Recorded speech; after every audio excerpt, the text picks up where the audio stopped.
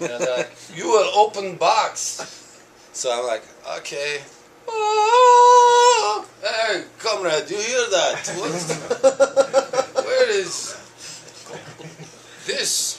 And they're looking at, you know, it looks really cool. It looks really expensive. And they're like, this is Polish heirloom. You cannot leave country with this. And what they really wanted was a bride, right? And so they're like, you will pay tax. You know, they want, you know, oh, how much is the tax? And they're like looking at each other. 20 million zlotys. By this time, I'm kind of getting broke, right? Like, I've been spending millions and millions of zlotys, you know? And I literally was running out of money, and I just kind of felt that they're trying to rip me off, you know what I mean? And so I just sort of draw my line. I'm like, I realize they're trying to rip me off. Or I'm like, no, I'm not paying. You guys are just making this up. It's like, oh, you go to back room. And so they let me sit in the back room, and I know that my fare is leaving in like 20 minutes or something like this. So I don't know if they're trying to, you know, intimidate me. Now they have my passport. They have the magic sword and helmet. And so they come back in, and they hand me my passport, and they hand me this little piece of paper, right? And what's written on this piece of paper, it's my last name. It says Campbell, and then it says one sword, one helmet. And they're kind of like smirking to themselves, right? And they're like, when you come back to Poland, you can bring this receipt and get your sword and helmet back, right? And they kind of have the last laugh.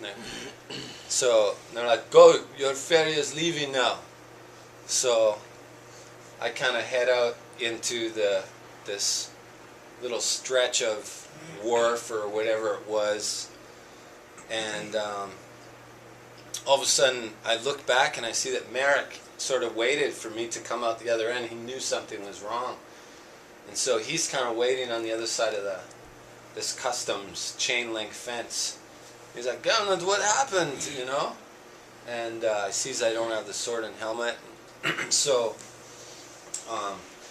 this is where in your lifetime you will be faced with a decision. You have to really think. You know, these tiniest of decisions can radically, you know, affect your life and put you in a life-threatening situation. And I probably made the wrong choice at this moment, because all of a sudden the light came on. I'm like, wait a minute.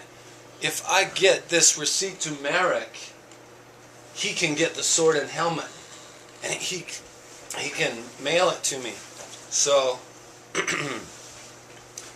I immediately I knew the ferry was leaving. You know, they gave that, you know, the first blast, the first sort of 2-minute warning,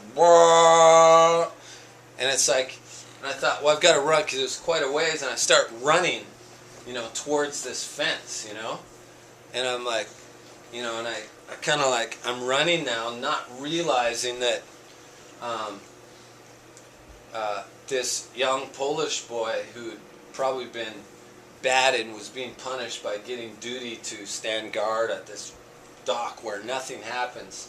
And he was probably punished because he wasn't attentive enough, or he didn't act when he was supposed to act. So this chain, me running the opposite direction, just set him off, and it triggered this instinct, you know, in him. And he knew something was wrong. He knew that I'd been in detention, and now something was weird, something was off, and I crashed into the fence, you know, and I had to pull this receipt out of my pocket. The young guard didn't know what I was pulling out of my pocket. And I'm like, Merrick, you must get the magic sword and helmet. You must rescue it, save it.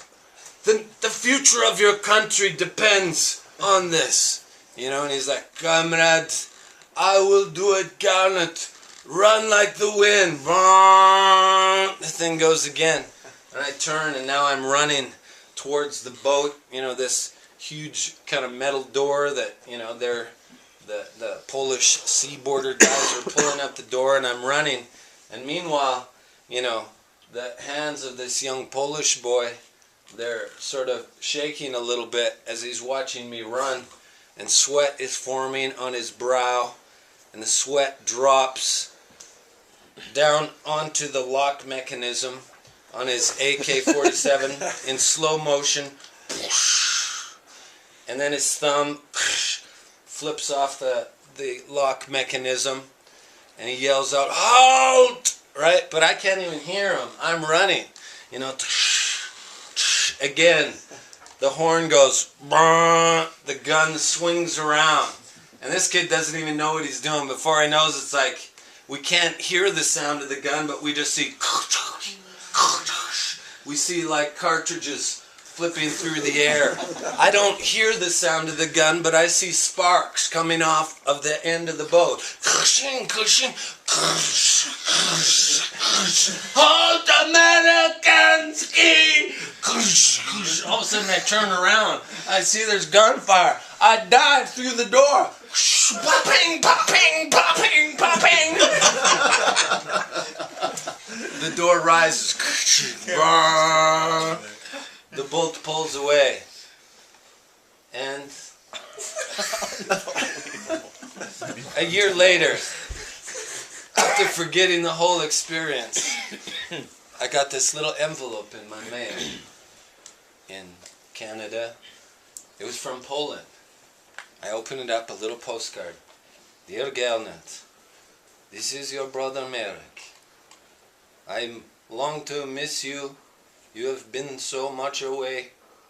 Your sword and helmet sits above my fireplace, as it remains until you come to get it. Your friend Merrick.